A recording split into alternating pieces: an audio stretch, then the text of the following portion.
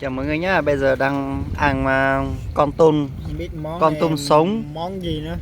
Món này là món người miền Nam thì gọi là con tét, còn người miền Bắc là gọi là con tum. Là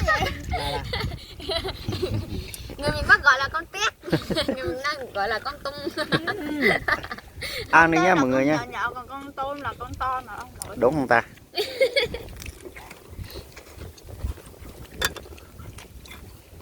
nhồi tôm. Con Rất là ngon. là con mà hôm bữa mình đi ăn mấy con nhỏ nhỏ nhảy nhảy mà. Bây giờ cũng kho thì cũng có đẹp còn cái lửa. Món này ăn sống luôn nha mọi người nha. Mình không dám ăn con tôm đâu, mình ăn mấy cái này. Trên xe Ngon không? Ta lỗi xía không cho. Có phải là không có đây quả cho nó không có. Xin chào mọi người. Có hay là Còn lấy cỡ. có nó giống con một nó Tao kho à, múc kho cho. Nói là cá chanh. Mua là tấm này múc cụ cho nó ha. kho đó nó Cụ kho có luôn tuôn chuột xíu nè. ví dụ như con lái không Thầy vô cho xiên nọ liền thì đó khó tiền. Lên đây mà tôi thấy sao nè. chỉ có công cầm thấy chân cho dụng cụ bỏ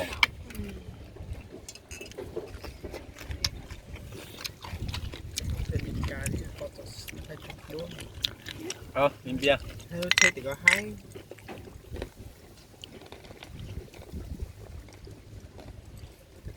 Bao giấy thôi. Cho bao giấy không? Với chặt con bia tá gì cho. Salad, cho bao giấy đó không?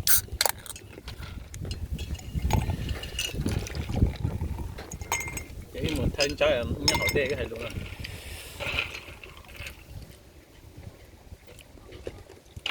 Thật là.